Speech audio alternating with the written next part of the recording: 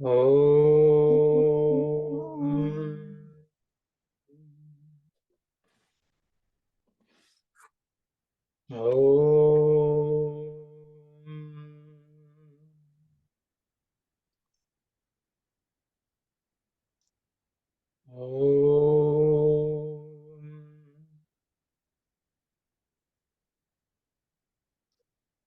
Sairam, everyone. Just to recollect what we were discussing last week, I guess apparently we didn't record, so we don't have it. But Swami has introduced us to Karma Yoga, and we had a lengthy discussion about what actions we can do that we are aligned with Lord. Significant discussion. I think we'll stop here and we can continue from where we left off. I will ask the sisters to read. Sairam. Still, since he had no intention of causing delay, and since he knew the source of Arjuna's dilemma, Krishna immediately set about resolving the doubt. Arjuna, why do you feel lost?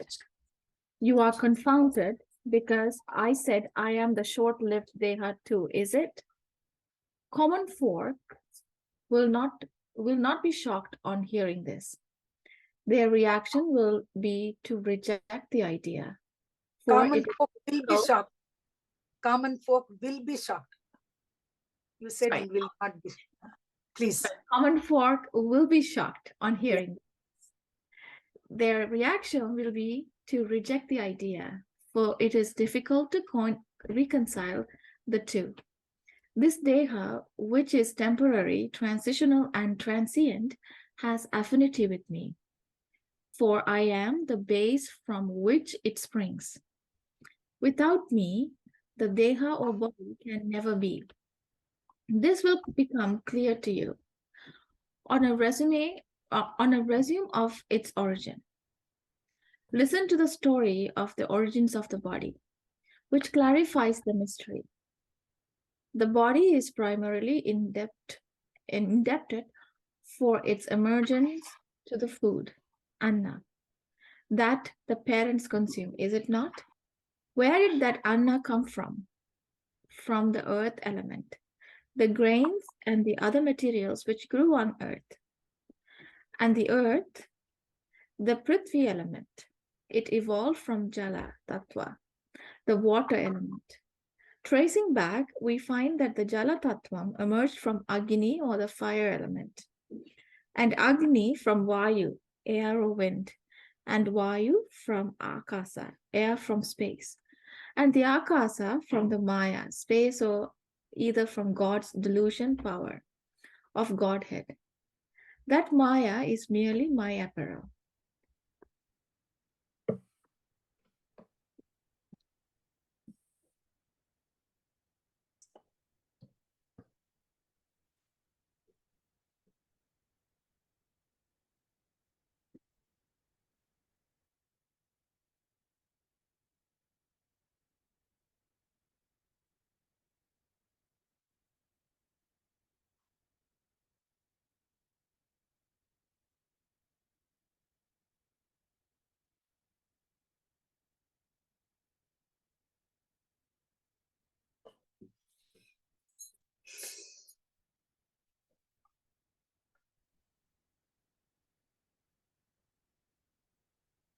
I think we lost Anna. He will come.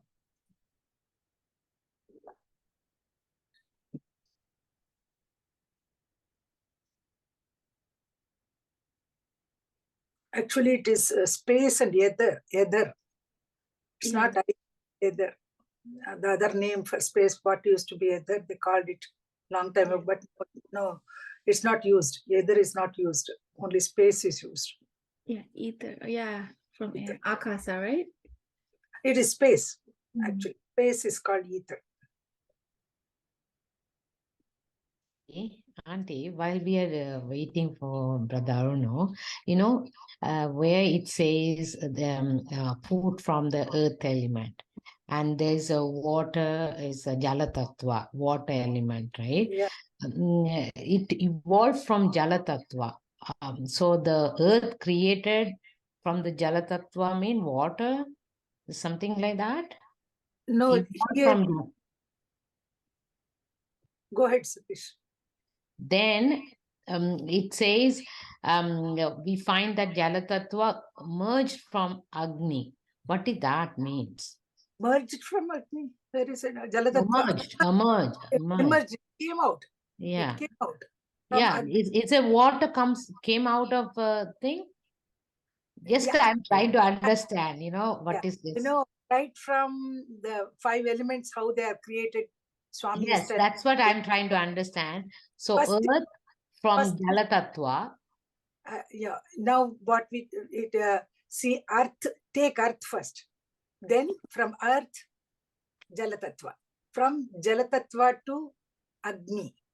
Agni to Vayu. Vayu to Akasha. So that's how the 5 elements go. Yeah. Agni is supposed to produce Jalatattva also. That is it. Sai Ram, from the fire, when you cool down, the fire will create sweat. The sweat means the jala that originating from the fire. Yeah, that is what it means. Practical example of that. It originates from the one element to the other. That's what I'm trying to understand. Okay, that's okay. So once the fire goes down, you see Satish, please go ahead. Yeah, so just in the Vedas, there is this very clearly the same thing what Bhagawan is echoing.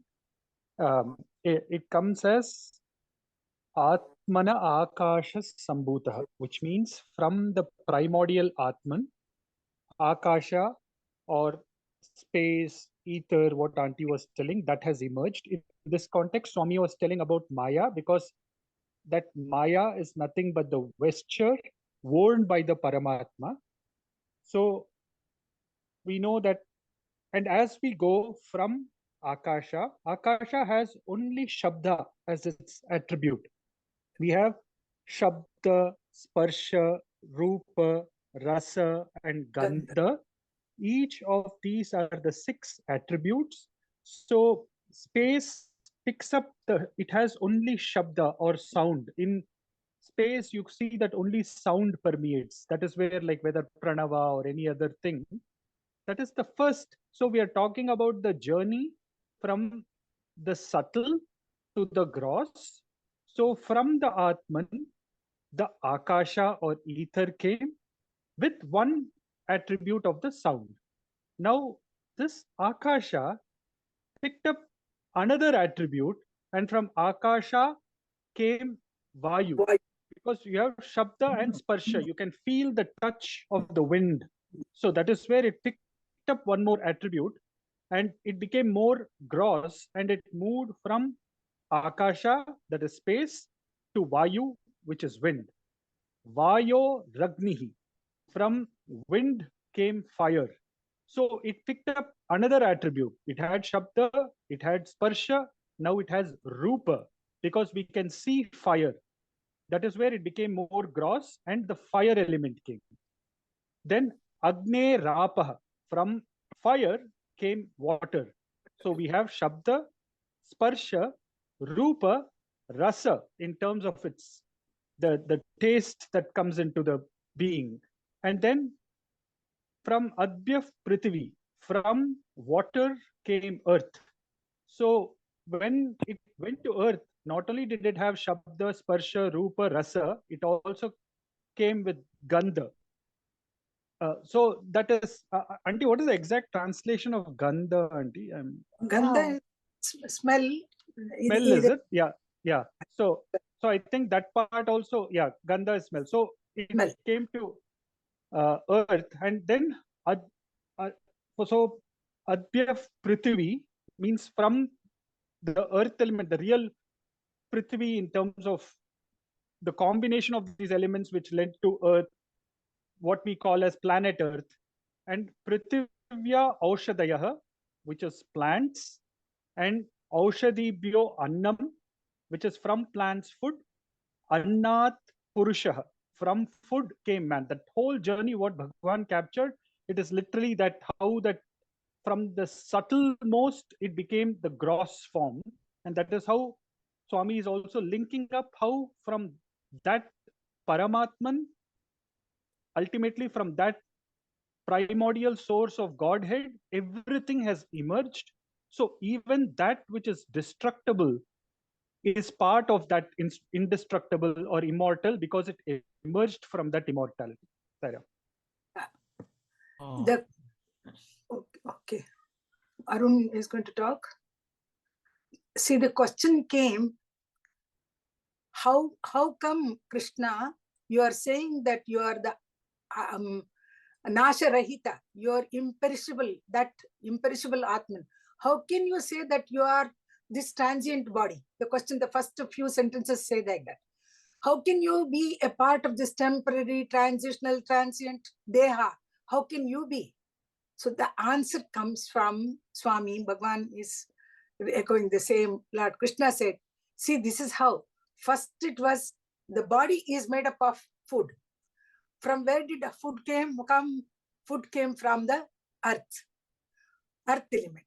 How did earth element produce grains? It produced, it grew on the earth. It had its water, Jalatattva. It evolved from Jalatattva. So the earth, and then comes from the Jalatattva, water element. Then we trace back that water. How did water come? Water came from Agni. How did Agni come? Agni came from Vayu. How did Vayu come there? It came from Akasha. From Akasha, it is a space. So with the help of the power of Maya, Bhagavan creates all these 5 elements, and that's how a body is formed in the form of a human being. So that body is nothing but it is perishable. But Krishna says even that perishable Deha is also me. That's how he traces.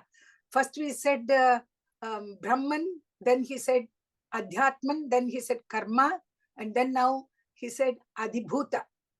Adhibhuta is also me.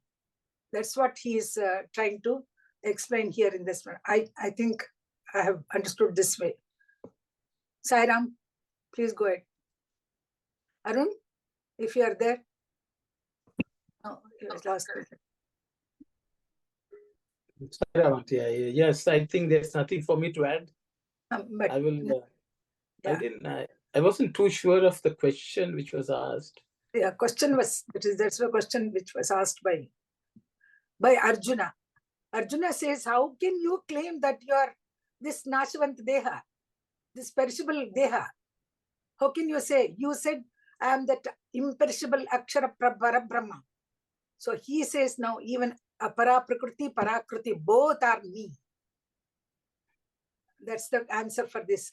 And he traces the human body to all the 5 elements one by one, how Anna was created, the food is created, and how man takes that food.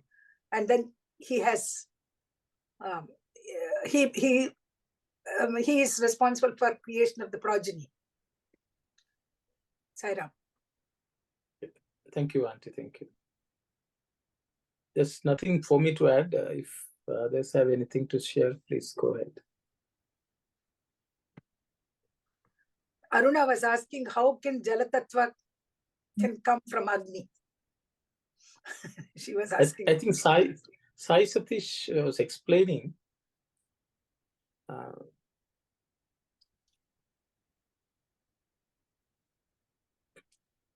can Jala come from Agni? I think that's the question she's asking. Yeah, she's asking Jala how. And Saku, she was giving an answer. I think also, I think Auntie or Uncle, you had mentioned in one of the other study circles how these, like how each of these came from the previous element. It's not necessarily referring to like the water that we see or the fire that we see, but it's referring to like the subtle elements. I don't know, Auntie, if you can explain that. Certainly. Could you explain that again? Arun can explain. So I think the question is, I think how does wind come from Akasha? I think that's the first question everyone be interested in. Because if Akasha, there is no wind, so how can wind emanate from Akasha? I think that's the starting point. The thing is, when we say space, we think it is devoid of anything, it's empty. I think that's our concept.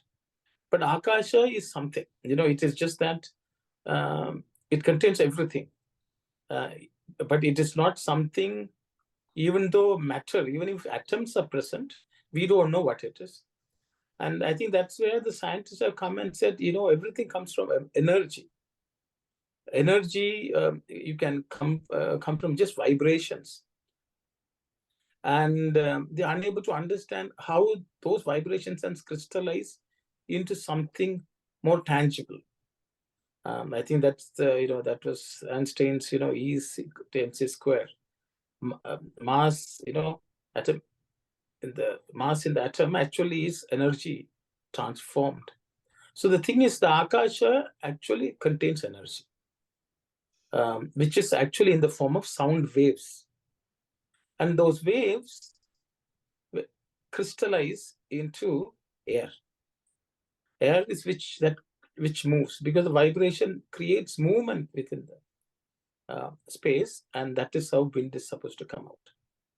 And that wind, the molecules in the wind, again, the energy transforms the wind into fire, because there are molecules which are vibrating against each other. See, for example, if you look at the microwave, they actually waves which create energy of heat. So the fire exactly arises from movement. If anything moves, actually that dries up or can create fire. And then from the fire, further crystallization happens, which becomes water. I think what baffles everyone is, if water can actually put out fire, so how can it come from fire itself? I think that's the question everyone would have. But it is a transformation of energy from fire into something cooling. So even if you look at the earth, they say, when the sun, had the Big Bang or something like that, and earth came into being, but initially it was all water. But, the fire piece of sun, how did it cool and become just water? That's what the scientists say. And then from the water, then water receded and the earth emerged. So these are phenomena which the modern science has not fully unraveled. How we can make that happen in a lab. But the reality is that's how creation itself has come into being, and that's what Swami is explaining. So I think if we try to see whether science can prove, scientists are still on a search. Yeah. I think that's my understanding. Arun, can we say that on a very, very hot day, humidity, you feel the humidity there? Is it humidity? Humidity is actually water content there. So that it goes up and so it comes back as rain, isn't that? Yes, actually the humidity, which they are molecules, actually when they condense, actually when the temperature drops, that is when they become of water. It becomes water. So that's my understanding. So, I don't know, there's nothing more which I can explain than what I Yes, have explained. thank you so much. Thank you so much. Anna, just adding to what you were saying. So on one side, we have energy. On other side, we have matter. Both are two sides to a coin. Let's assume that. So when we are talking about absolute consciousness kind of a thing, it is all energy, it is all pervasive in nature. So let us give it, for our understanding, just for discussion's sake, let us give it 100, a score of 100.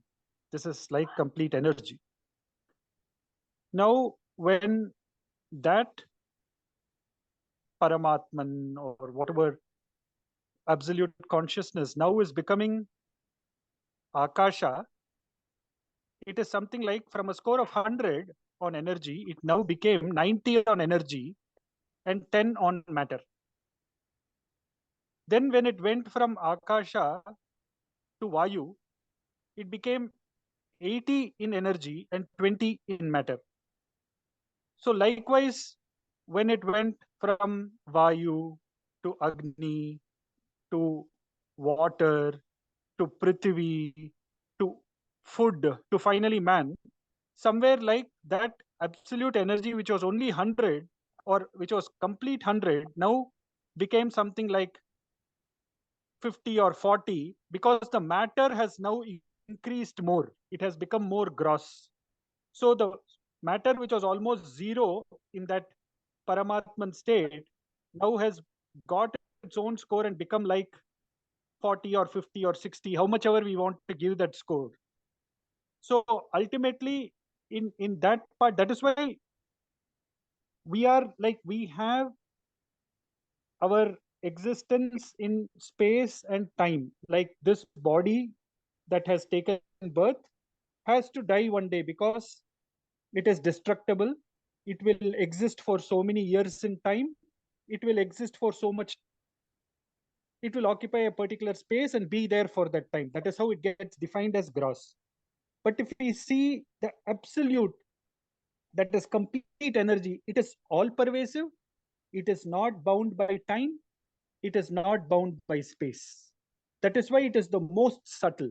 So when we go back from this journey of man to food, to earth, to water, fire, wind, sky, and ultimately Atman. So again, that journey is where we are now doing in our day-to-day this thing. When we are doing whatever to go from the gross stage again back to that subtle. So can we go back to that ultimate realm? And we keep taking birth after birth after birth till that final understanding that we are the ultimate subtle form happens. So it is, since we have come from the subtle and become the gross, the effort is to go back from the gross ultimately to that subtle. That's how it is.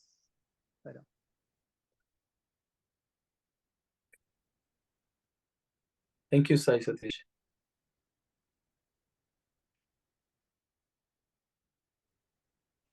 Sairam, brother. I don't know if anyone has.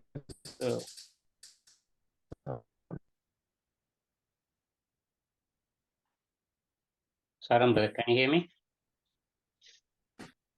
I didn't hear, but I don't know whether others heard. Yes, we can hear. Yeah, Yeah. can you- Okay, I'd like to add some more points, brother. So first, Lord Krishna explained about the Satchit Anand. Now he's coming to the 5 elements, how it was created, where the origin is came from. So he's saying everything, whatever from the space, the fire came from the fire, water came from the water, the earth came from the earth, food came. But whatever the form is for Maya, but in that Maya, I am the energy, I am the creator, I am in there. So he, that's what he wants to prove that to Arjuna by Lord Krishna. Thank you. Saira.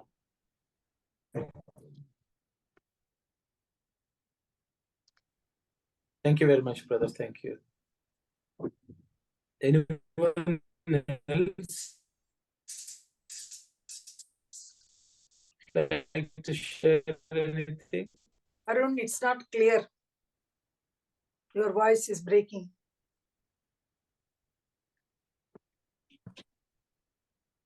I see.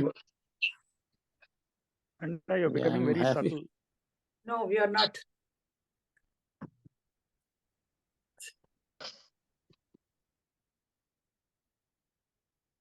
I think if someone can go share anything, please. If I'm having some internet issue.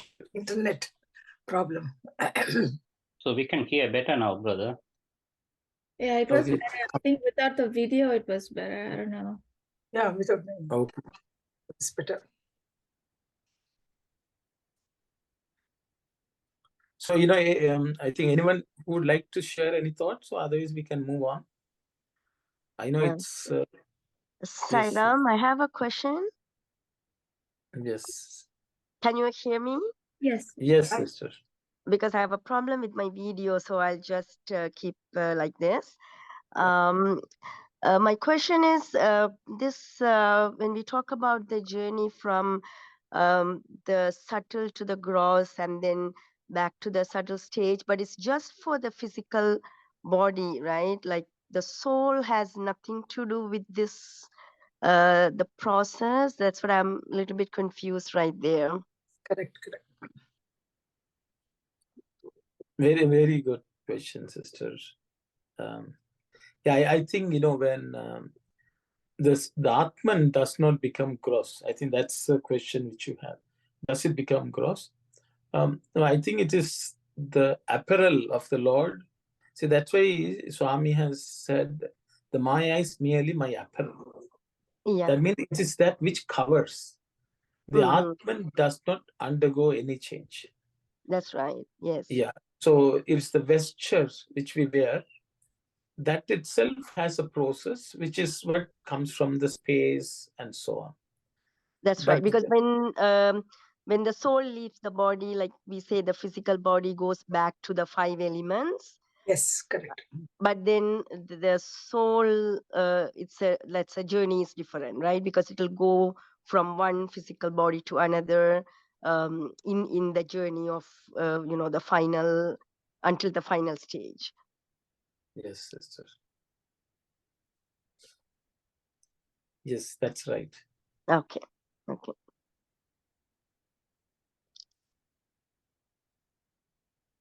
If there are no other comments or questions, we can move. Oh, sorry, Uncle. I think we already discussed it. What is Upadhi? But can we just recap what exactly is Upadhi? Oh, okay. I think so. We have discussed a lot about Upadhi, but I think I had shared something with the auntie sometime back on the same point. See, Upadhi means that which is near. Sorry, that which Anything close, nearby. Yeah. Upa means near. Upadhi means that which is seen near. Something else is Upadhi. Okay, so the thing is, it can be attached to the source, or it can be sitting by its side, or anything like that. So in this case, Maya is an Upadhi. The Atman has an Upadhi, Maya. In the sense, it is the closest to the Atman. That's why the Lord is calling it his apparel. No. So Upadhi means anything which is seen near, or which is perceived near something, is Upadhi. Yeah. Okay, so it can be an instrument, it can be an extension of a person, it can be something which the person holds, something which the person wears, all that can be Upadhi. But generally what we tend to do is we confuse the Upadhi with the source. And I think that's where the problem comes. Because if you think Maya is the Lord, no. The Lord has as an apparel Maya, because the power, the energy in the Lord appears as Maya. It is something which emanates from the Lord. So it is close to. So that's the only way to explain what is Upadhi. Upa means near, Dhi means what is perceived. I think, Arun, I had given an example of that crystal glass, which is kept, white crystal glass is kept in front. At the back, there is a crystal glass with lemon juice, yellow color. So when you look at this crystal glass from this side, what happens is you are looking as if the clear glass also looks like yellow. Isn't that? So that is how the crystal glass takes up all the qualities of the lemon color and everything, shape, and it reflects it. So that is how Maya is given its full role onto the Atman, and Atman takes as if it is it's wearing that upadhi. That's how I think I gave that example long time ago. If it is still workable, that's fine. I think somebody's this thing is upadhi is affecting. upadhi is correct. So in those examples with the orange glass and the crystal, or even the example of as an apparel, something that the Lord wears, in both of those things, there's something separate other than the Atman, right? There's the orange glass, which is something separate from the crystal. There's the clothing, which is separate from the Atma. Yeah. So I guess, but in this case, there's nothing different from Atman. Is it correct? I don't know. No, I just gave the example for explaining the word upadhi. Upadhi means, as Arun told, it's near. Yeah. It's near and it is affecting completely the Atman. That's all I can say. So the Atman appears to take on the orange color, but in reality, it's not. It behaves as if it is. Actually, Atman has nothing to do with anything. It is very clear. It is separate. It has no quality. It has nothing. It's pure. But it takes up that upadhi, and then, it acts as if it is doing everything in this body. Right.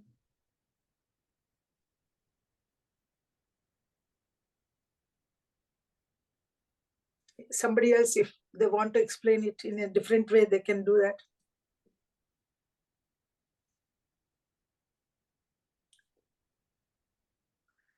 It's only a vesture, as it's a vesture and apparel, whatever you wear, and then the body doesn't undergo any change by wearing that. Is it? If I wear a blue dress, I won't become blue. If I won't become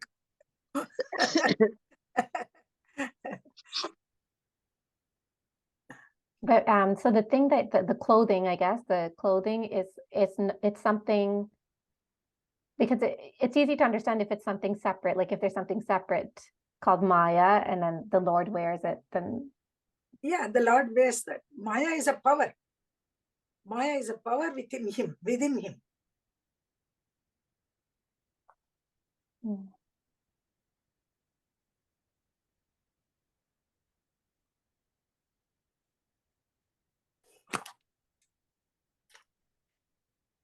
Can I read that in Telugu translation? Did we read it? We did. Yeah, we read this paragraph in Telugu. Yeah, okay. Then I think. Now upadhyayina Maya akashmuga mari. Then it comes like that. Swami is saying that Krishna's verse. Na upadhyayina Maya akashmuga mari. Akashmu vayuga mari. Vayu agni akaram dharinchi. Agni nundi jalamai. Jalamu nundi prithvi roopamu dalchi. Prithvi nundi dhanyamu vachi. Dhanyam anaga. The whole translation is down. Same thing. Anityamaina dehamunu kuda nenu. That is what at the ultimate, that sentence.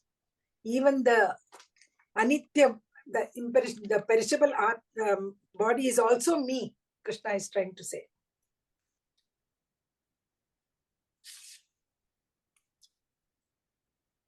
Should we read the next? I think so.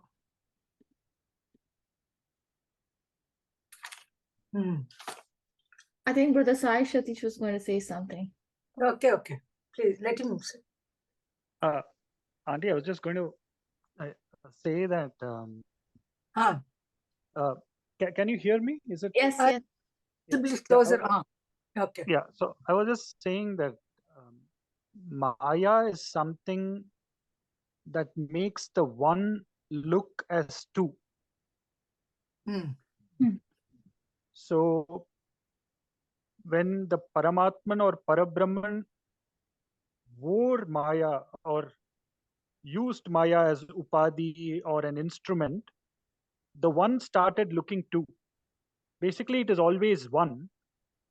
And the moment Maya, the Lord decided to get that into place, it became two. And from two, it became the many that followed. So more like the Upadhi is something where it was actually, whether you want to call that primordial being as the subject or the object, however you want to define that, there was only one. And the moment the Upadhi came, the subject and object came into being and everything else started cascading. So something of that Upadhi, as whether like Anna was mentioning, being near or wearing or an instrument, anything that makes the multiplicity come into being is Maya, because it's now differentiating the absolute. Basically, we can say Prakriti and Prakriti. Maya is nothing but Prakriti. Purusha and Prakriti, they become two. Instead of Purusha being alone, now he takes the help of the Maya as Prakriti, and then the creation takes place. The multiplicity comes out.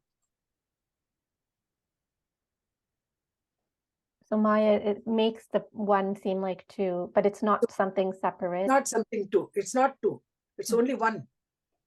And the That one is why it is Maya. That is why it is Maya. Because we take always it as two or multiple, but actually it is not. It is all the same one.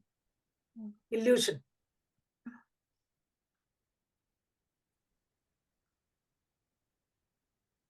Yeah, I think we can go to the next one. If you can read.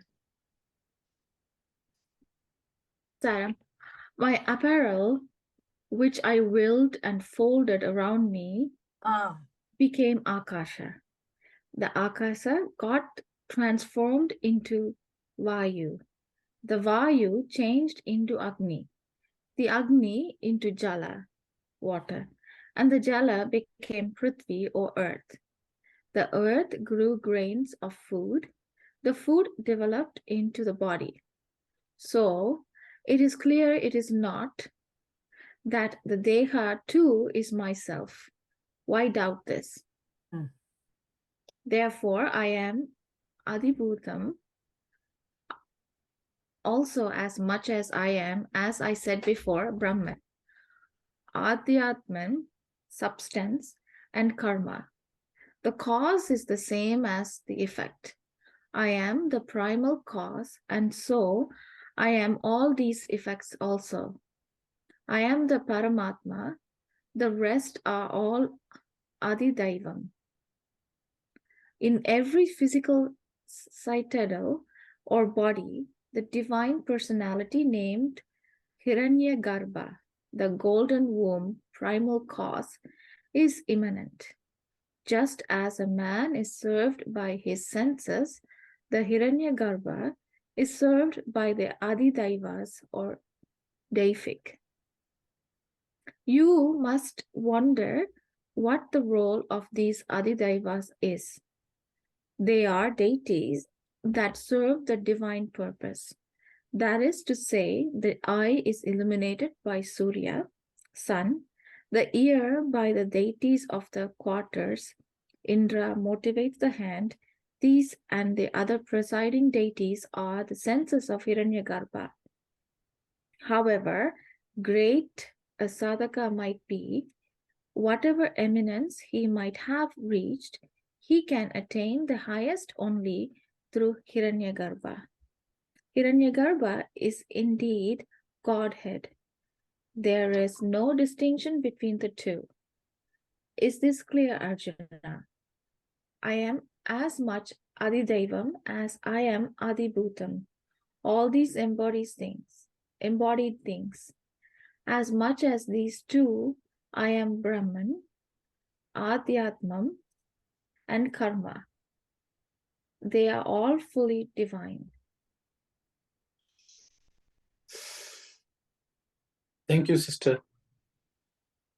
So I think some of the things which we discussed, Swami is explaining how the elements came out to be. And because they all came out of him, Actually, there is another example which which is given in Vedantic text. It is like the spider creates a web around it, but actually the web has come out of it.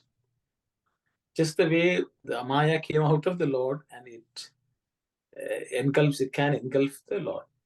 You can also take how this caterpillar creates this cocoon around it. Actually, the cover which locks it in actually has come out of it itself. So I will just stop here, and I will open it for any comments or questions, Saira.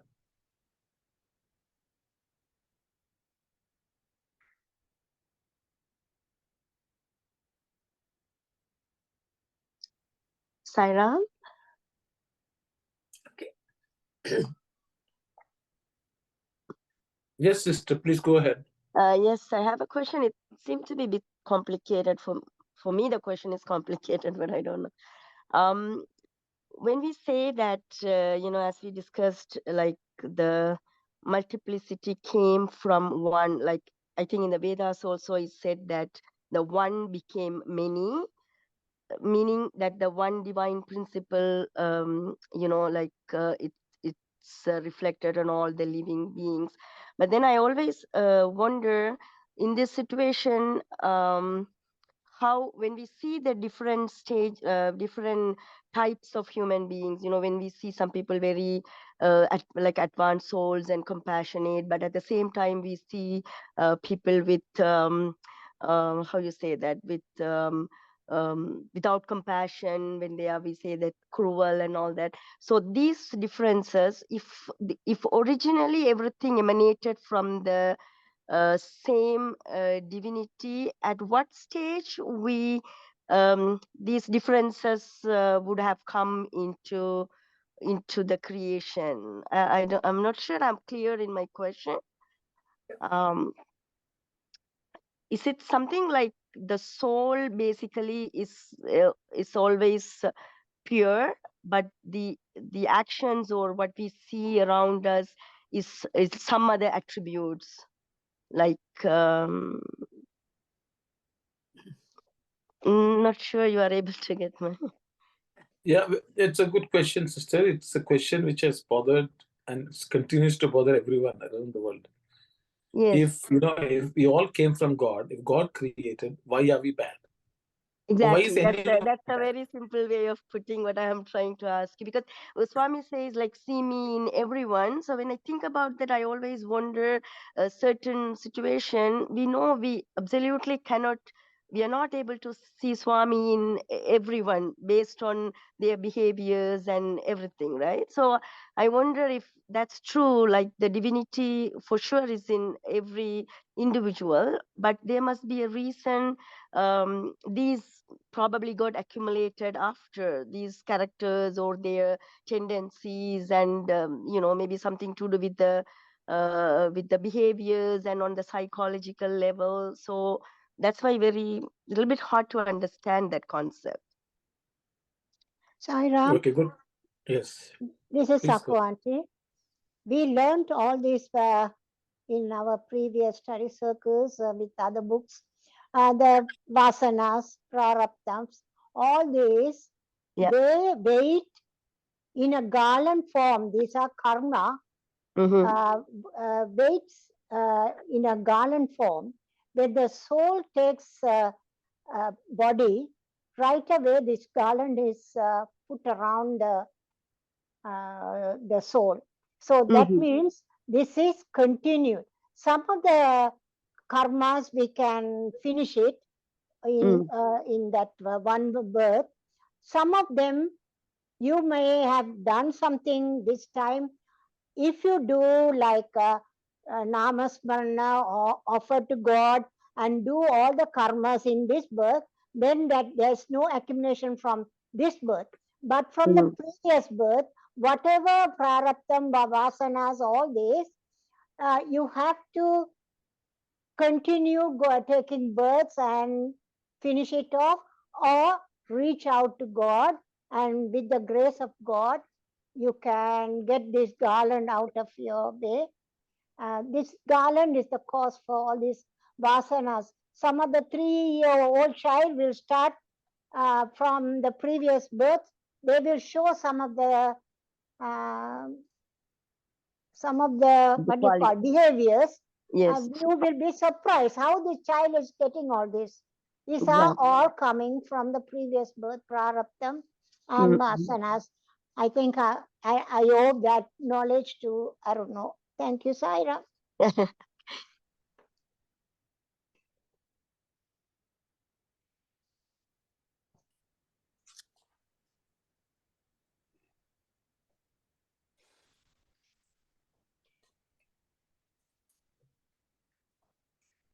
So, Sairam, brother, I'd like to add to the point also on this, whatever she said, that we can see so many people are different. Even Swami came and taught so many things, how to liberate yourself, how to act your thing, what you have to do.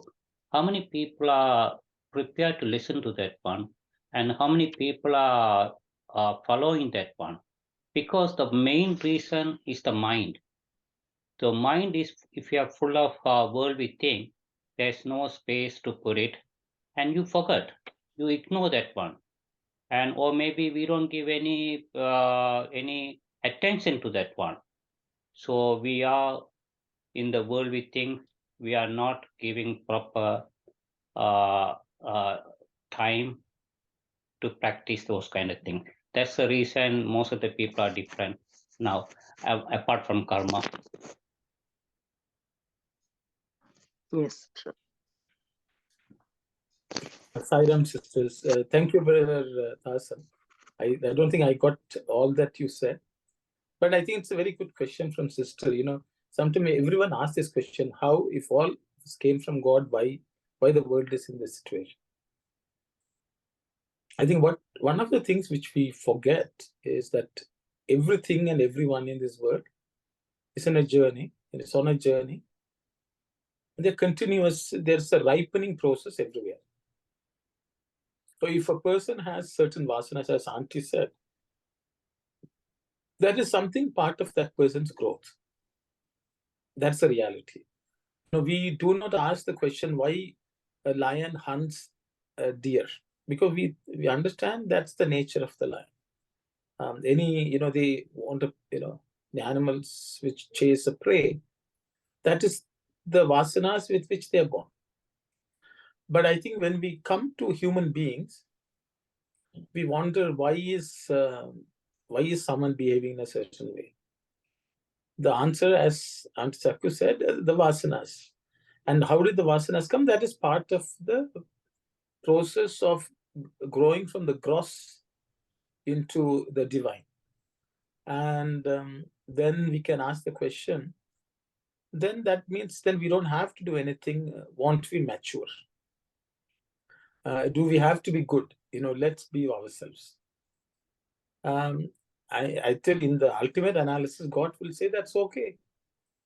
But the problem is, when we have these qualities and when we are faced with life, we sometimes struggle and we are not happy, even if we are ourselves. So that is where the Lord says, okay, if you're having challenges in dealing with the world, you need to mature. So I think we don't have to worry that people exhibit certain bad qualities, bad tendencies. We do not know at what level of growth or progress they are in their journey. I think what matters is what we do with ourselves. Can we improve ourselves in such a manner that we are not affected by any of this?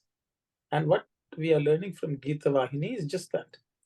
Whatever happens around us, understand that I am in charge. I am making things happen. There is a reason.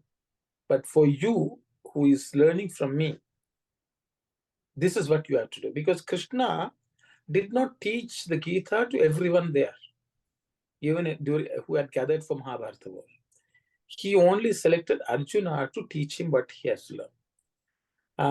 Arjuna can turn around and say, what about the others?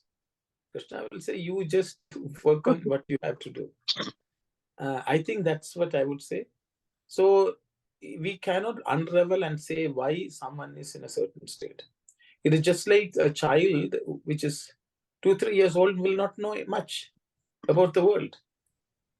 And it may do things, it may not know some electricity or fire will burn. And it may touch and get burnt.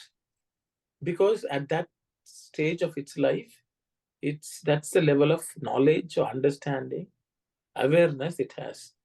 And as the child grows, one day it will do things better. So I think that's what matters. That ignorance which all of us suffer from is part of that cycle of life and death, is what I understand, but I will just stop here. Yes, thank you. Yes. Saramana, just adding to the points that came up. So if we take the Narasimha avatar of the Lord, for Hiranyakashipu, Lord Narasimha came as a person who was his enemy and who came to destroy him. But for Prahalada, it was seeing the beautiful form of the Lord. So if you take this instance, you will see that it is the same scene that is happening in front of both Prahalada and Hiranyakashipu. For one, it was a beautiful scenario where that person is having the darshan of the Lord, and for other person, it was a terror sight or that kind of a thing where the enemy came. So, of course, that was because Hiranyakashipu was striking terror in everybody. He ultimately got to see the terrible form of the Lord and got annihilated. But many times, what we see outside of us is first what is perceived inside of us. That is why we say yata drishti tata srishti. As is our vision, so is the world. So from that point, many times we cannot scrub outside, but we can scrub on the inside. So it is like in terms of changing the world, it may be very difficult to say that the world become good or the world become bad, however it is. But on the inside, I can make the effort and see how better can I become. Because the same scene, if now something of a bad event happens in front of me, what I call bad, if let us say Swami was there or a sage was there, how will they see that same event? It may be different in the way I see it versus what they see it, like how Prahalada saw it versus Hiranyakashipu seeing it. So many times, of course, whether the good exists or the bad exists outside of us, that is also like what was told on Vasanas, our stage of evolution, karma, and all of that. What is happening outside, it's perceived inside based on that journey of where we are. So by doing this continuous thing of whether it is namasmarana or sadhana, whatever thing, that clarity in the vision comes, so we are able to see it in the way it should be seen. Because many times we see it the way we want to see it at that point in time based on what journey in life we are. So just trying to put that perspective that many of the times the vision is based on where we are. So that same thing of yata drishti tata srishti.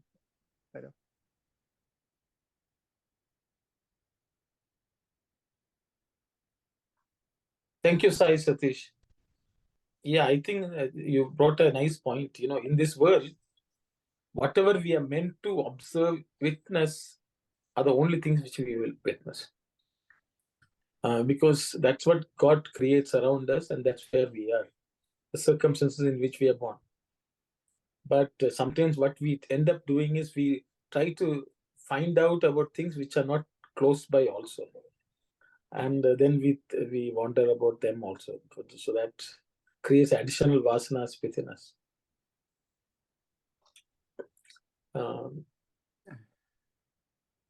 I will open it up for any other comments. I hope the sister who asked the questions.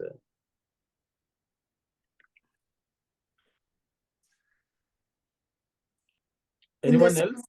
Yes, Yeah, in please. the second paragraph, when Swami is referring to I am the Paramatman, the rest all are all Adidaivam.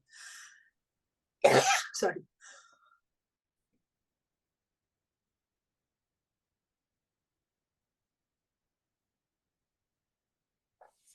Then he says, in every physical body, there is a divine personality named Hiranyagarbha. He is immanent. Just as a man is served by his senses, Hiranyagarbha is also served by the Adidhaivas. Hiranyagarbha, what, in the microcosm, it is Vishwa, Tejasa and Prajna are the three stages which we find in waking state and dream state and the Sushupti, that is a deep sleep state. In the opposite, that macro, at the macro level, the Virat is the supreme God, and then in the subtle level, he is called Hiranyagarbha. And then at the causal level, he is called Ishvara. So these three are there. But here Swami is, I mean, I have also heard this. The subtle body, the present, the absolute who is present in the subtle body is called Hiranyagarbha. So Hiranyagarbha is same as Swami is saying is, it's my personality, and the golden Hiranyagarbha is same as what should I say? I'm that same Atman, he says. I'm that Paramatman, he says. There's no difference between Paramatman and Hiranyagarbha, he says. Isn't that the second paragraph? Yes, Auntie. Yes. I know.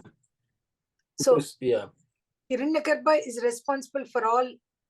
And then in the following paragraph, he says about the divine deities who are different deities, Adidevata, for all the senses, one by one, he says. Yeah.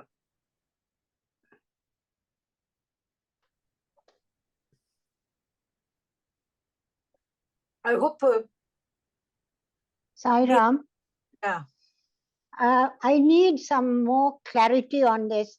Hiranyagarbha is indeed Godhead. Godhead is God, right? Paramatma or Avatar, or is there a different? No. He's the same. Same. Okay, thank you. He's in the subtle level. He is called Hiranyagarbha. In the subtle level. Subtle level.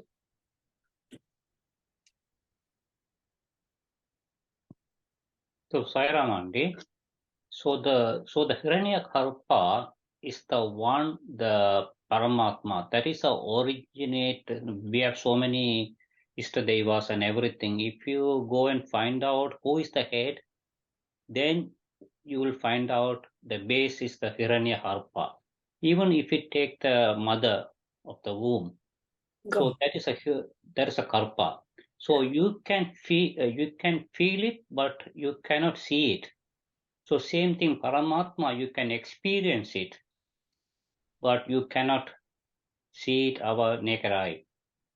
So the Hiranyagarbha is the one essence for everything. Thank you.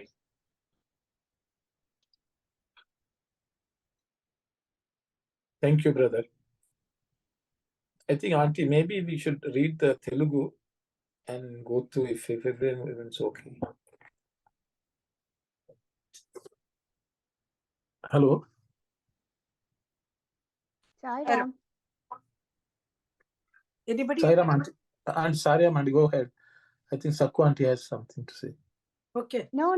I was I thought you were not able to reach out to us. Okay. Yeah, I was just wondering whether I was audible, that's all. Oh, I thought so. That's why. Yeah, thank you. Auntie, I think we can read the Telugu if others are okay. Want to read from that my apparel? which I willed. From there, should you want me to read? Yeah, my apparel. Yeah. Na upadi aina maya akashmuga mari, ఆకాశము వాయువుగా మారి, వాయువు అగ్ని ఆకారము ధరించి, అగ్ని నుండి జలమై, జలం నుండి పృథివీ రూపమై దాల్చి, పృథివీ నుండి ధాన్యము వచ్చి, ధాన్యము అన్నముగా మారి, అన్నము ఆకారమైన దేహమును పొందినది. ఈ సంబంధముతో అనిత్యమైన దేహమును కూడా నేనే అనున్నది స్పష్టముగా తెలియచున్నది కదా. దీనికి సందేహం ఎందుకు? Arun, can you just... Okay. So Swami is telling the Maya, which is my Upadhi, it changed into sky, and then from sky or space, it changed into wind. From wind, it took the form of fire, and from fire, it became water. From water, it took the form of Prithvi. This Prithvi became dhanya or grains. Yeah. The grains came from this Prithvi, and these grains turned into annam or food, and this food became the form of the body. And so from this, one can see the chain reaction which came from the Maya, which is the Lord's Upadhi. Krishna is saying, it should be very apparent to you that I myself have become this body also. Okay.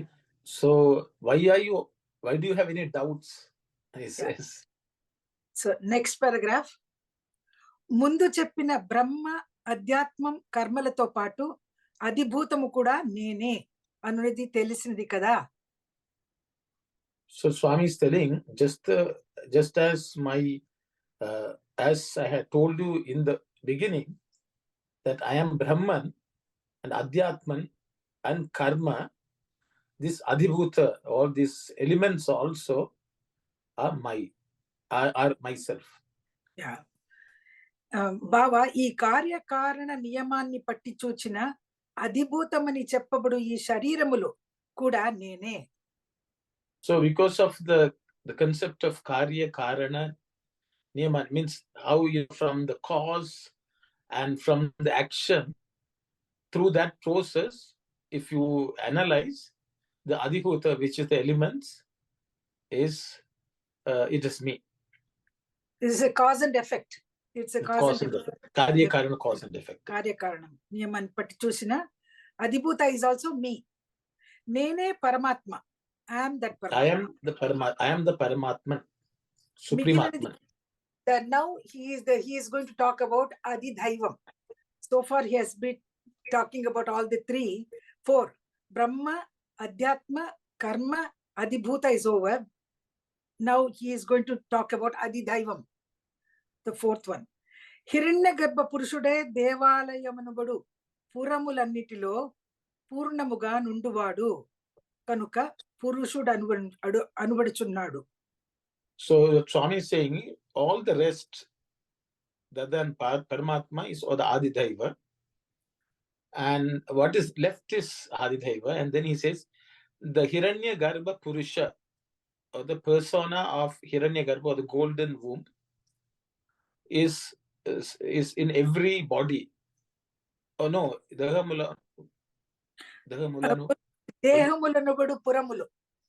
Yeah, so in the fortress called body, in that this Hiranyagarbha is it exists in its fullness, and because of that it is called Purusha. So the Hiranyagarbha, which is in every body, in every fortress of body, that Hiranyagarbha is called Purusha. He lives in the Pura, so he is Purusha. Dehamu is like Purusha.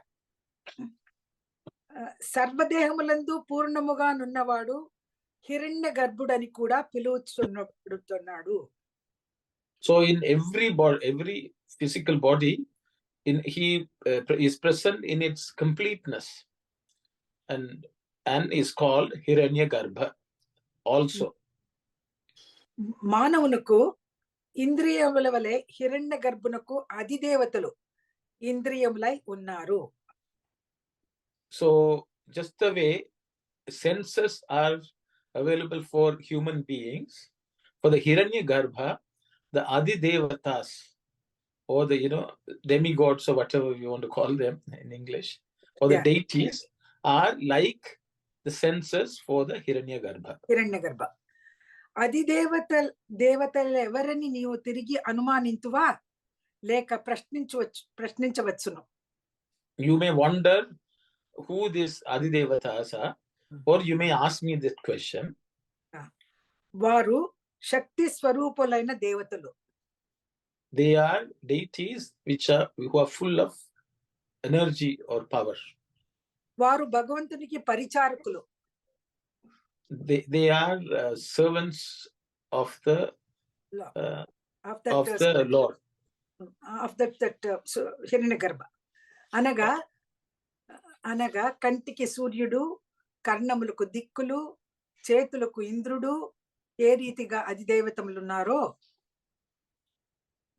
So just the way for the eyes there is sun, for the ears the directions, for hands Indra, the Lord of God of gods, how they are Adidevatas. అధిదేవతలే హిరణ్య గర్భునికి ఇంద్రియములై ఉన్నారు. So these Adidevatas are the senses of the Hiranyagarbha. ఎట్టి సాధకులైనను మహనీయులైనను హిరణ్య గర్భుని మూలమునమే ఉత్తమ గతికి చేరగలరు. Whoever it is, however great the person is, they can reach the superior state, elevated state only through Hiranyagarbha. ఉత్తమ స్థితిని సాధించగలరు. భగవంతునకు హిరణ్య గర్భునకు ఏ మాత్రము వ్యత్యాసము లేదు. So they can reach an exalted state. They will succeed in, they can only attain an exalted state through Hiranyagarbha. Then Swami says, for the Lord Bhagavanta and Hiranyagarbha, there is no difference at all.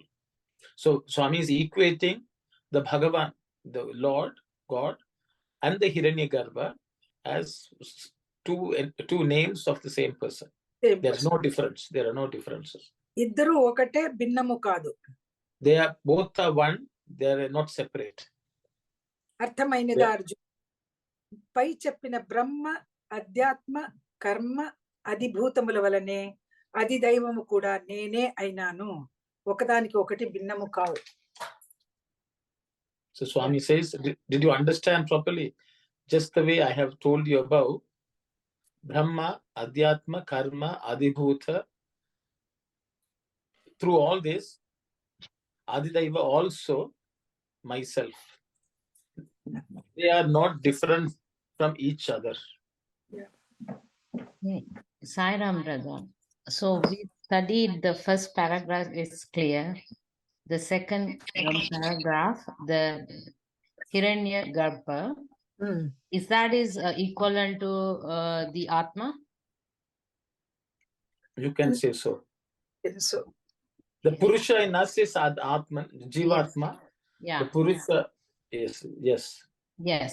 So the body served with the things, and the Hiranyagarbha served by just the man served by his senses. They are referring to the body. The Hiranyagarbha is served by Adidevas, right? Deities. Yeah, correct. So in third paragraph, can you explain a little more, please, on that perspective? So you might wonder, what are the roles of the Adidevas? That's what I'm trying to understand here. The third paragraph. So they are deities that are served the divine purpose. Yeah. That is to the eye eliminate Surya. What is this that is not clear in that paragraph. Can I go? Yes, Auntie, please go. Please go. Satish, if you want to please go again. Sai Satish, if you want. After you, auntie. After you, I will. Either way is fine. You know, each one of our senses has got a Adidhaivata, that is a ruling deity of all our senses. One by one, if you take for example, eyes. For the eyes, the Adidhaivata is Surya. And for the ear, it is Dig Devata, that is the directions, the 4 quarters, north, east, south, and then another 4, 8. These are the Adidhaivatas for the ear. Dig Devatas, they are called. And then it comes to now the tongue. Tongue is the Adidevata is Varuna. And for the nose is Ashwini Kumaras. So these, and the skin, the fifth sense is skin, it's Vayu. So naturally it is Vayu, you know, we sparsha, we get that sparsha, that sense of touch. And then if there is no light, we can't see. That is why Surya for eyes. And the taste which we have in our mouth is called Varuna. Varuna is the Devata for the tasting. And then for smelling, it is Ashwini Kumaras. So this is how each sense which is present in us has got a Adidevata. Swami has given Surya and ear. And for the Karmendriyas, Indra has given the hand. So another, I will, if anybody wants to say about Karmendriyas, the Adidevata, let them say. Sairam. I wanted to give the names of the Adidevatas for all the 5 sense organs. Sairam. Anybody else? That sentence again, the last, the second paragraph, last sentence, just a man is served by his senses. Yeah. Okay. The Hiranyagarbha is served by the Adidevas. So that is that is where the thing is, you know. Now we are bringing back these deities to the man, the body part, right? But not to the Hiranyagarbha.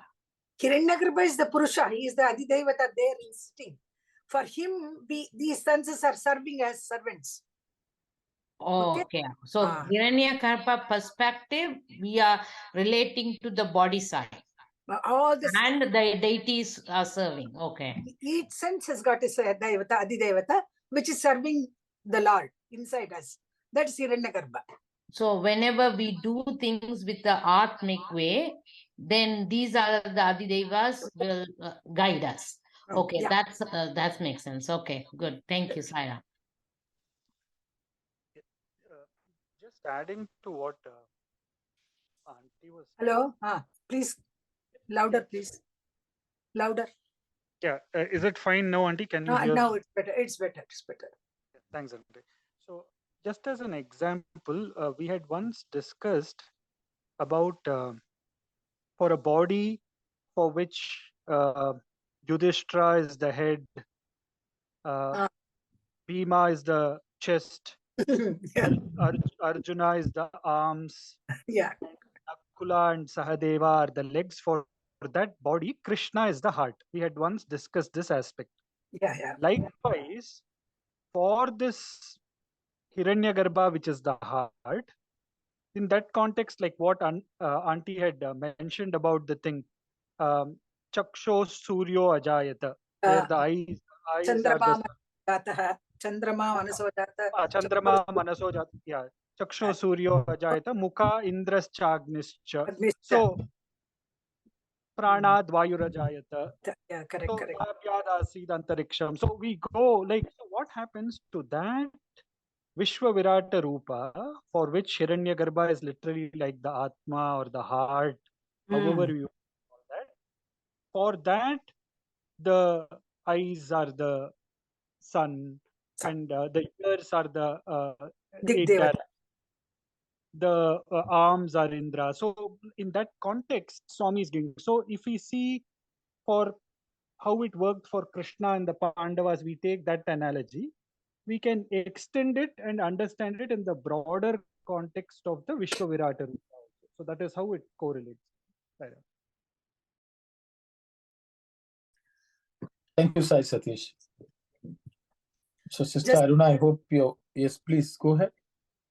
Yeah, you know, just like this is a Vedantic way of explaining this. Swami has given two of the senses. So I wanted it to be extended to other senses also. So I read out. And then for each, just like sense organs, we have the karmendriyas, organs of action. They also have devatas. If you want, I can give it. Otherwise, we can go ahead with this explanation itself. Yeah, brother, it's clear now. So we have to look at it in different perspective. When you look at it as a man, we are looking on the body perspective, then that is served by senses. When you look at it as a atmic point of view, that is Giranyagarbha, these are the help us. Okay. Good. They're all devatas present in us. Surya, Dig Devata for the ears, and you know, taste, it's Varuna here, and the smell we have Ashwini Kumaras. So it's all given in the Vedantic text. That's what I'm trying to tell about. Thank you, Auntie. Thank you. Yes, sisters. So just as Auntie explained, all these Adi Devatas are also present in us. The thing is, without their help, even our senses and our organs will not function.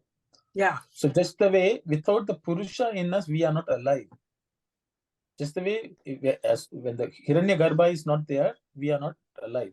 So the same way, the Lord or the Adi Devatas are also present in us, and if they are not present, the senses will not function the way they should function. Yeah. So that is one of the reasons there are certain mantras which invoke, or you can invoke those devatas and install them in you. So avahana, whatever so usually as part of the morning sandhya, or any puja, all these devatas are invited, and they are all installed in various parts of our body, so that our senses, our organs will all function in their optimum way. So it is recognized, that is all. These are all explained in the Vedanta text, or Vedic text also. So they all form a part. So we always recognize. Actually, we all chant Ganapati Atharva Sirsham, Bhadram Karnevi Shunyamadeva. There we are actually calling out to various forms of gods to come and bless each of our senses.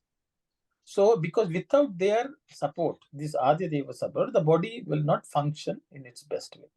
So I think that should recognize just the way God is within us. So we need to be grateful, or we need to remember Him. Same way we pay respects to the Adi Devatas also. Just because Swami has mentioned about the eye and the ears, that I just read out for information, that's all. Not that yes, yes. Everybody should know. So also Swami has suggested only one organ of action, that is hand. So there are 5 organs of action also. There also Adi Devatas are there. That we should also know. For example, tongue is Agni. Because Varuna. No, Agni. Speech. Fire is speech, speech, Agni. And then hands, you have got Indra. That's why Swami says Indra motivates the hand. For hands, Adidevata is Indra. For the legs, for we move, movement, locomotion, it's Vishnu. Vishnu is supposed to be the Adidevata for presiding deity for locomotion. And then there's other private parts, anus and genitals. There is Mrityu and Prajapati.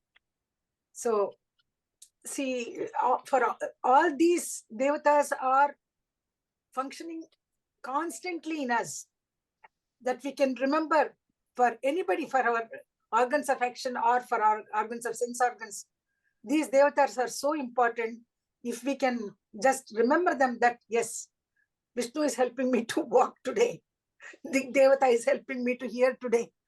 So these are the things which we can remember. That's all. For information, I just read it out. Okay. Thank you, Saira. Thank you very much, Auntie. Okay, in that Telugu, in the line, can you just translate that line again? The Anaga Kantiki Suryudu. Yeah, so we can go back, Auntie. So Swami is saying,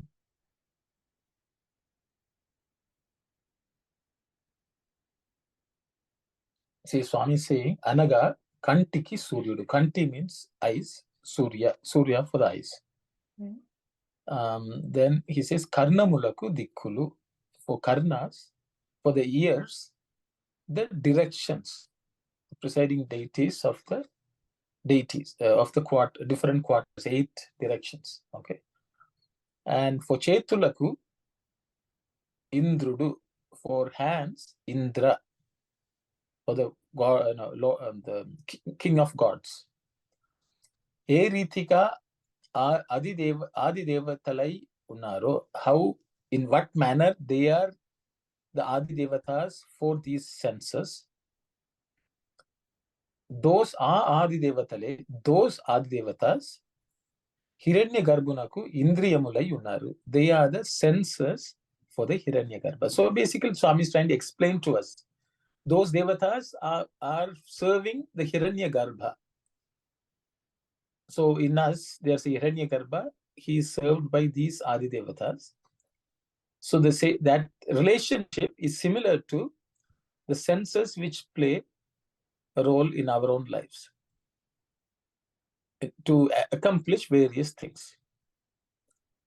It can be, as Auntie said, they can be karmendriyas or jnanendriyas, the senses of action, senses of knowledge. The same way, these devatas serve the Hiranyagarbha. And we said Hiranyagarbha is nothing other than Paramatma or Brahman. Yeah. Yes. And then within each, Swami says, like within each fortress of the body, the Hiranyagarbha is there in full. Is it correct? Yes, in its complete, all is for the full essence. Yes, Purna. So then this Hiranyagarbha, is it like there in addition to like the Jivatma within the body? Okay, good question, Kalyani. So he's the Hiranyagarbha, Jivatma is the question you're asking. I think I will, I don't know if anyone else would like to say, because if Swami is listing the things which he has already told, in different, Swami is saying, Pai Chappina, Brahma, Adhyatma, Karma, Adibhuta Valane, Adidaivamu Koda, Nene Ayunnadu. So he's telling there's Brahman, which Swami has equated to Hiranyagarbha. Then there is something called Adhyatman, which I understand as the Jivatma. Okay. Because the greater cause, the original cause is Brahman, which is the Hiranyagarbha, from which everything emanated. The Paramatma is present in us also, in a small amsa. Okay, we all, Krishna says, I am every Jiva Bhuta, is an amsha of me. So which is Adhyatman. So Jivatma, from what I understand, is Adhyatman. It's derived from that. So you can say the Adhyatma may be served by the senses. Jivatma, because the Jivatma is encased in this body. But the same way, Brahman or the Hiranyagarbha is served by the Adi Devatas. Is my understanding, but I will stop here. I will ask others to share if they can explain. Auntie Sai Satish.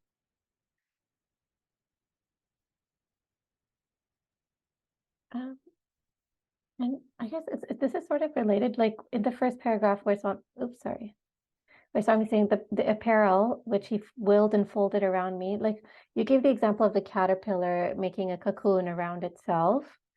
But in that example, so the cocoon has a separate existence from the caterpillar. So I'm just trying to, so this Upadhi, so this Maya, it doesn't have a separate existence other than Brahman, is it right?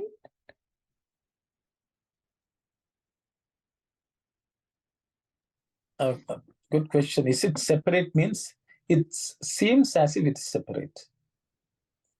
In our view, we think the cocoon is separate from the caterpillar because we've limited the caterpillar to a small form. But in the grand scheme of things, we can say, why can't we say the cocoon is also part of the caterpillar? It is just that because we think it is separate. So the same way, Brahman is present. Everything in this world is also Brahman. But if we separate them and see, they are separate. If we think it has come out of it, so it is. Why can't we say that's also part of it? That's also it. So it's how we perceive it. It thinks it has come outside of it. But as far as Brahman is concerned, there's no outside. Because wherever Brahman has reached out, it is Brahman. So I think that's my understanding, but I will ask others to share their thoughts. It seems separate, but it is not. So, Sairam brother, so good example is the last time whatever we talked about electricity. From the electricity, we can get cool air, hot air, so many things, different light, different color lights, so many items we can list, thousands of items. So even though that that is called Maya, but inside the electricity is the one, the Paramatma. Yeah. Thank you, Saira. Thank you, brother. Thank you. I will give another example also. If we go to the lake or the ocean, there are waves which are lapping at the edge of the ocean. Are the waves separate from the ocean or the lake? Number one.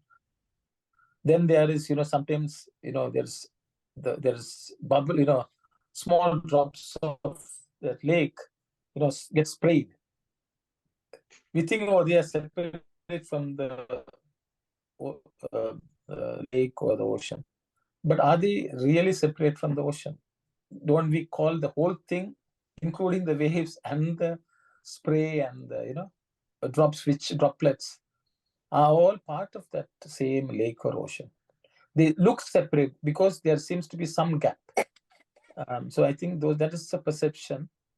It seems like that, but the same waves again go back into the ocean. And so that is the way this world of this cyclical, creation, sustenance, and dissolution is just like that. I will stop here. I will Auntie Sai Satish or anyone.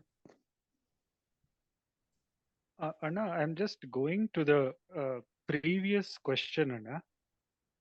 That is, we have three things. One is Adhyatman, Adi Daivika, and Adi Bhautika. So, if we are looking at the Adi Bhautika aspect, it is very clear how Swami has cascaded the thing from the Paramatman, Maya, all the way till man. So that aspect is at one layer or one journey that is happening, which is the most gross journey on the outside, the most gross. The inner or the more subtler part of that Adi Bhautika is the Adi Daivika, where again for that Hiranyagarbha we have the sun, fire, Varuna, Ashwini, Kumaras, all of those deities. Again, it is more subtler than Adi Bhautika, but Adi Devika is still having aspects of grossness in it because still it is cognizable by the senses. But when you go to the most subtle of the Adhyatma Parabrahman, then that level, it goes beyond the perception of what the senses are. So that is the pristine glory. So whether you want to call that as the superset of everything that subsumes everything within it, or from the innermost being the core aspect of that subtleness of every grossness, that also it can be called. So in essence, it is like the way we are peeling. First, when we take the onion kind, we see the outermost peel of what is in the Adi Bhautika, then Adi Daivika, and then we go to the innermost, you get the Adhyatman. But of course, this is just for an example. But in terms of, again, the gross and the subtle and how it is cognizable by the senses, I would put it in that way. In terms of what was for the earlier question, for this current thing of the cocoon and so on, what Anna was mentioning, what is the cocoon material made of? Or when the spider brought its web out, it brought out from itself and put it outside.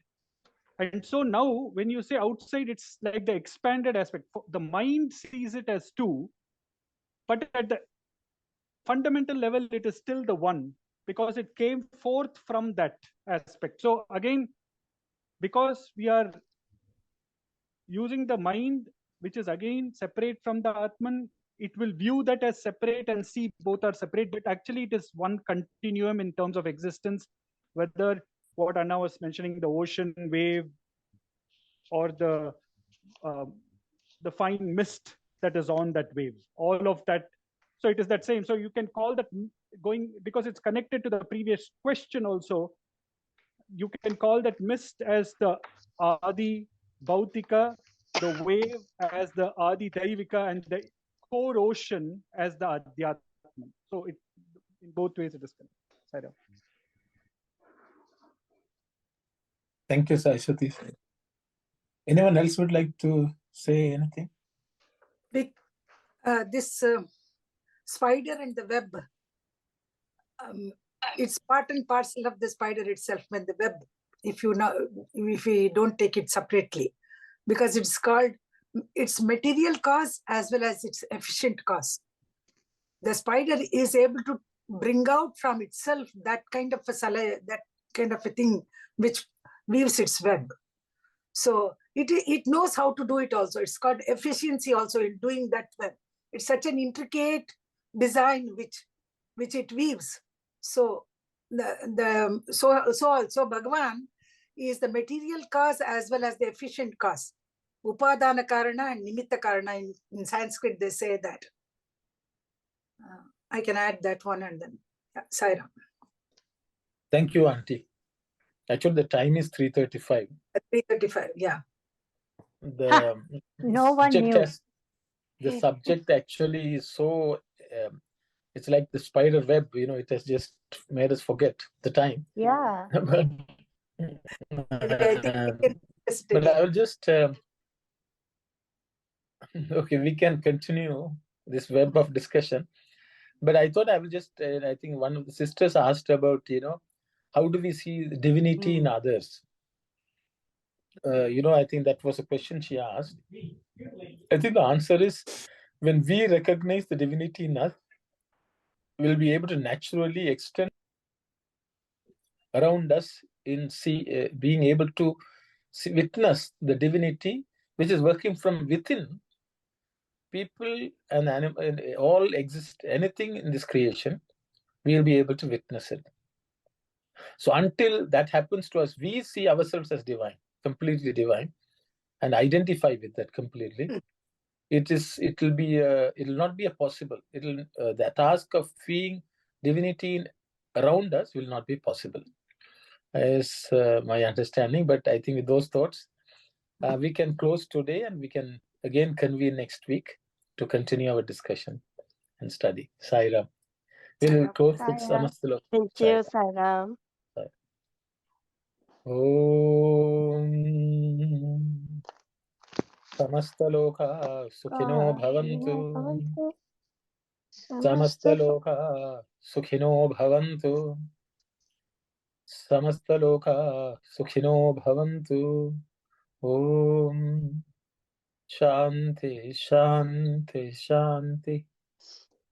Sai Ram, everyone. Sai Ram. Sai Ram. Sai Ram. Sai Ram.